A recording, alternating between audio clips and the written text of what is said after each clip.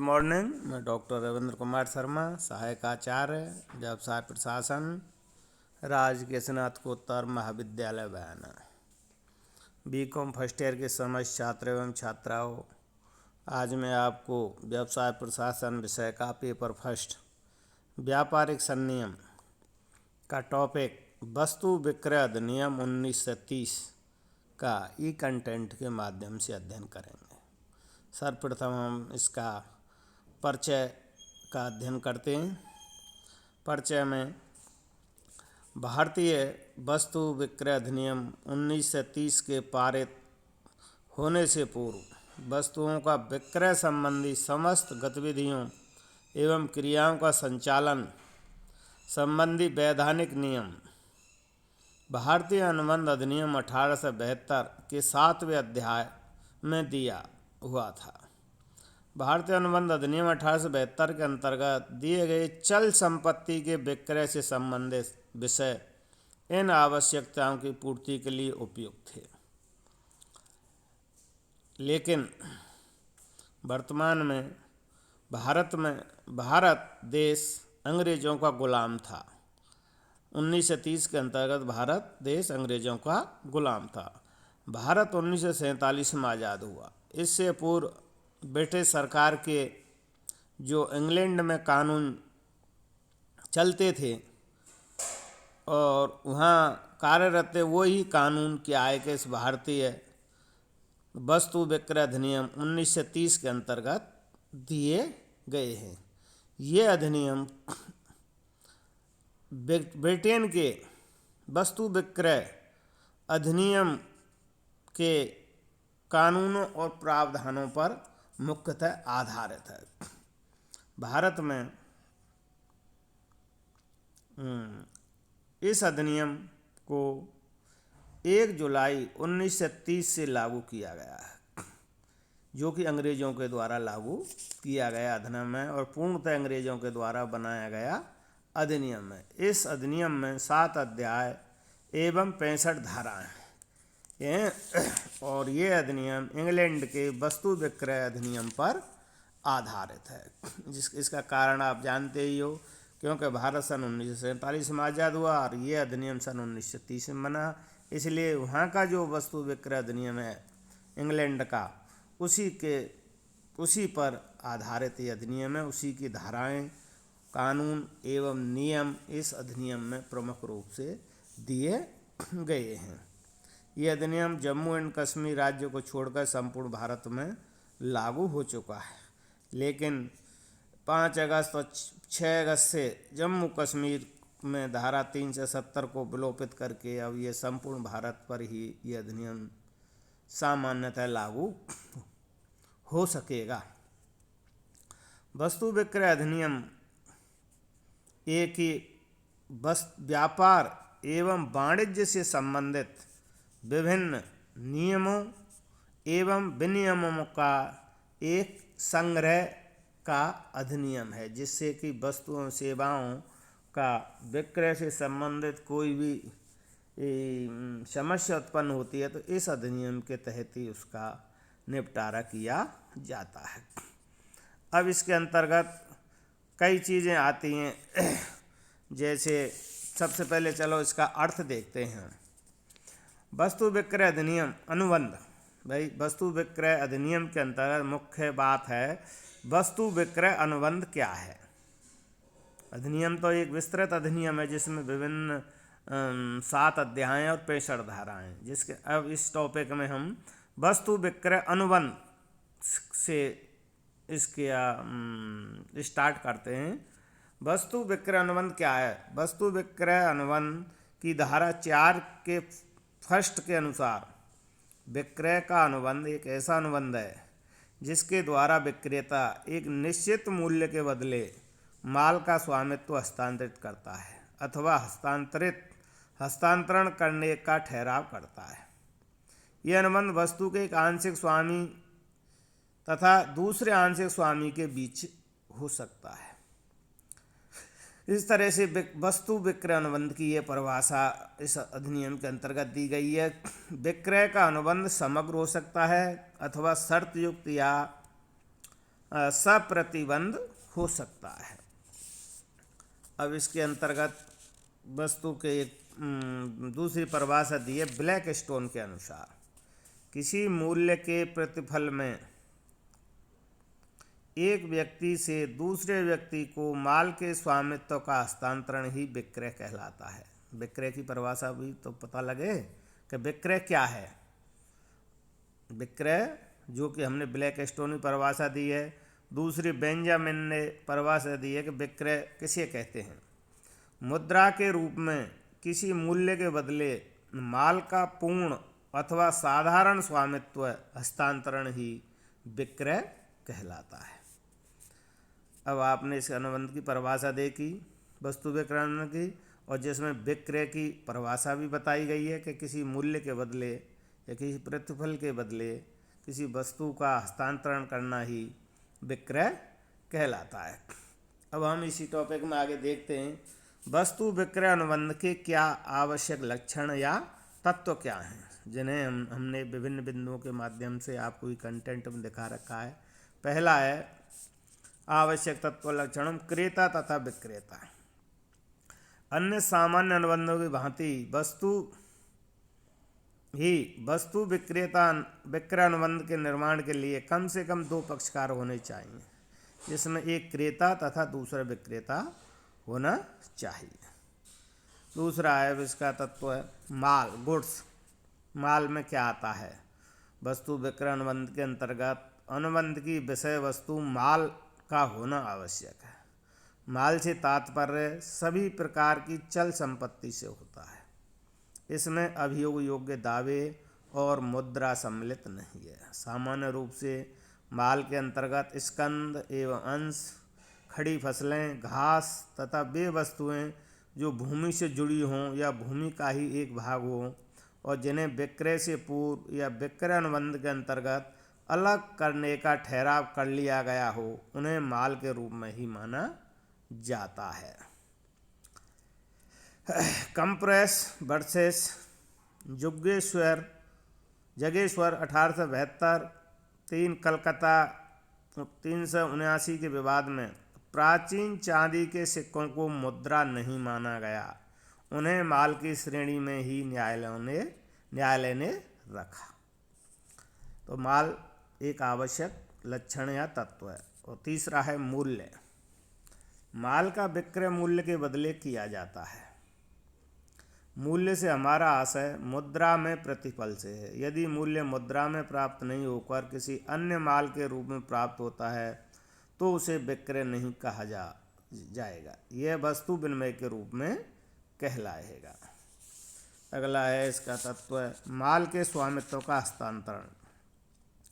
जब विक्रय अनुबंध के अंतर्गत माल का स्वामित्व विक्रेता से क्रेता को हस्तांतरित हो जाता है तो अनुबंध को विक्रय कहते हैं। लेकिन जहां माल के स्वामित्व का हस्तांतरण किसी भावी समय पर होता है अथवा भविष्य में किसी शर्त के पूरा होने पर निर्भर है तो ऐसे अनुबंध को विक्रय का ठहराव कहते हैं। विक्रय का ठहराव उस समय विक्रय हो जाता है जबकि वह समय समाप्त हो जाता है अथवा उन शर्तों की पूर्ति कर दी जाती है जिनके अधीन माल के स्वामित्व का हस्तांतरण होना है। और 5वां बिंदु है इसका अनुबंध स्पष्ट अथवा गर्भित हो सकता है। अनुबंध की धारा 5(2) के अनुसार किसी भी प्रचलित अधिनियम की व्यवस्थाओं को ध्यान में रखते हुए विक्रय अनुबंध स्पष्ट, लिखित या मौखिक या आंशिक रूप से लिखित तथा आंशिक रूप से मौखिक हो सकता है अथवा यह पक्षकारों के आचरण एवं व्यवहार से गर्भित हो सकता है। अगला है इसका आवश्यक लक्षण है तत्वों में पूर्ण एवं शर्त युक्त अनुबंध। धारा 4 के उपधारा 2 में स्पष्ट किया गया है कि विक्रय अनुबंध पूर्ण अथवा शर्त रहित एवं शर्त युक्त दोनों प्रकार का हो सकता है। जब विक्रय अनुबंध के निर्माण के समय ही वस्तु का हस्तांतरण विक्रेता से क्रेता को कर दिया जाता है तो उसे हम पूर्ण विक्रय अनुबंध कहते हैं। लेकिन जब किसी शर्त की पालना पर अनुबंध होता है अथवा वस्तु की पसंदगी की शर्त पर अनुबंध होता है या हस्तांतरण के पूर्व वस्तु को नापकर तोल कर अन्य कार्य होना शेष होता है तो ऐसे अनुबंध को शर्त युक्त विक्रय अनुबंध कहा जाता है। अगला बिंदु है इसमें लिखित अथवा मौखिक। विक्रय अनुबंध लिखित या मौखिक हो सकता है। अगला बिंदु है इसका आवश्यक लक्षणों। प्रस्ताव एवं स्वतंत्र सहमति। विक्रय अनुबंध के अंतर्गत यह स्पष्ट किया गया है कि एक पक्षकार की ओर से क्रय या विक्रय का प्रस्ताव होना अति आवश्यक है। साथ ही यह महत्वपूर्ण है कि दूसरे संबंधित पक्षकार की ओर से इस प्रस्ताव को स्वतंत्र सहमति का भी अनिवार्य रूप से होना आवश्यक है। अगला बिंदु है इसका अंश स्वामी द्वारा विक्रय। धारा 4 की उपधारा 1 के अनुसार एक अंश के स्वामी तथा दूसरे अंश के स्वामी के बीच विक्रय का अनुबंध हो सकता है तथा किसी साझेदार फर्म का साझेदार फर्म के साथ किसी वस्तु के विक्रय का अनुबंध कर सकता है। और अगला बिंदु है इसका आवश्यक लक्षणों में वैध अनुबंध के आवश्यक लक्षणों का होना। विक्रय अनुबंध सामान्य अनुबंधों की ही भांति एक अनुबंध है, अतः इसमें भी वे लक्षण या तत्व अनिवार्य रूप से जो आवश्यक हों विद्यमान होने चाहिए। अतः एक वैध वस्तु विक्रय के अनुबंध में मुख्य रूप से निम्न तत्वों का होना आवश्यक है, जैसे प्रस्ताव एवं स्वीकृति का होना, अनुबंध करने की क्षमता का होना, स्वतंत्र सहमति का होना, वैधानिक प्रतिफल एवं उद्देश्य का होना, स्पष्ट रूप से व्यर्थ घोषित ठहराव का न होना और अन्य वैधानिक औपचारिकताओं का पालन करना। ये वैध अनुबंध के आवश्यक लक्षण भी इस वस्तु विक्रय अनुबंध के अंतर्गत होने चाहिए। इस तरह से हमने वस्तु विक्रय अनुबंध के आवश्यक तत्व लक्षणों का अध्ययन किया है। आगे है इसमें विक्रय अनुबंध की विषय वस्तु क्या होती है। विक्रय अनुबंध की विषय वस्तु क्या है। ये भारतीय वस्तु विक्रय अधिनियम या भारतीय शब्द नहीं लगता है, सिर्फ ये क्यों भारत तो आज़ादी नहीं हुआ था उस समय जब 1930 में अधिनियम बना था। अब इसका नाम वस्तु विक्रय अधिनियम है ना। वस्तु विक्रय अधिनियम 1930 और आज भी ये उसी रूप में भारत में क्रियान्वित है। इसकी विषय वस्तु क्या है, ये धारा 6 से लेकर 8 तक में बताई गई है। विषय वस्तु में हम इसकी विषय वस्तु को हम 3 भागों में 3 माल के रूप में बांट सकते हैं, जिसमें पहला है माल ही इसकी सबसे पहली विषय वस्तु है। तो माल में देखते हैं हम पहला विद्यमान माल। विद्यमान माल 3 प्रकार का हो सकता है। पहला कौन सा है? पहला विशिष्ट माल, दूसरा निश्चित माल और तीसरा अनिश्चित माल। अब इसके अंतर्गत देखते हैं विद्यमान माल क्या है। विद्यमान माल से आशय ऐसे माल से है जो अनुबंध करते समय वास्तव में विद्यमान या वर्तमान हो और जो विक्रेता के या तो अधिकार में हो अथवा उसके स्वामित्व में हो, उसे हम विद्यमान माल कहते हैं। अब इसमें देखिए विशिष्ट माल क्या है। विशिष्ट माल से तात्पर्य ऐसे माल से है जो विक्रय अनुबंध करते समय पक्षकारों द्वारा पहचान लिया गया हो या निश्चित कर लिया गया हो। यदि अनुबंध विशिष्ट या निश्चित माल से संबंधित है तो विक्रेता किसी अन्य माल को क्रेता को हस्तांतरित करके अनुबंध का निष्पादन नहीं कर सकता है, इसे विशिष्ट माल कहते हैं। दूसरा निश्चित माल। अधिनियम में निश्चित माल की परिभाषा नहीं दी गई है। निश्चित माल वह माल होता है जिसकी पहचान अथवा निश्चित विक्रय अनुबंध कर लेने के पश्चात की गई हो। और तीसरा है अनिश्चित माल। विक्रय अनुबंध करते समय जब पक्षकारों द्वारा माल की पहचान या निश्चित ना किया गया हो बल्कि केवल वर्णन के आधार पर ही माल का विक्रय किया गया हो तो ऐसे माल को अनिश्चित या सामान्य माल कहते हैं। अनिश्चित माल संबंधी विक्रय अनुबंध में विक्रेता को किसी भी ऐसे माल को क्रेता को हस्तांतरित करने का अधिकार होता है जिसका उसने वर्णन किया हो। वह किसी निश्चित माल की पूर्ति करने के लिए बाध्य नहीं है। तो पहला विद्यमान माल, इसकी विषय वस्तु में अनुबंधिकी में, और विद्यमान माल 3 प्रकार का हो सकता है, जिसमें एक है विशिष्ट माल, दूसरा निश्चित माल और तीसरा अनिश्चित माल। और दूसरा प्रकार का माल है गुड्स भावी माल। अधिनियम की धारा 2(6) के अनुसार भावी माल से आशय ऐसे माल से है जो विक्रय अनुबंध के समय विक्रेता के पास नहीं है और अनुबंध के पश्चात विक्रेता यदि निर्माता है तो निर्माण करता है, अथवा यदि उत्पादक है तो उत्पादन करता है, अथवा यदि व्यापारी है तो अन्य व्यापारियों से प्राप्त करता है। भावी माल विक्रय नहीं हो सकता, उसके संबंध में विक्रय का ठहराव किया जा सकता है। जब किसी विक्रय के अनुबंध द्वारा विक्रेता का अभिप्राय भावी माल को वर्तमान समय में विक्रय बेचने का होता है तो ऐसा अनुबंध विक्रय के ठहराव जैसा ही होता है। और तीसरा प्रकार का माल है इसमें सांयोगिक माल या संयोगिक माल, कंटिंजेंट गुड्स बोलते हैं इसको।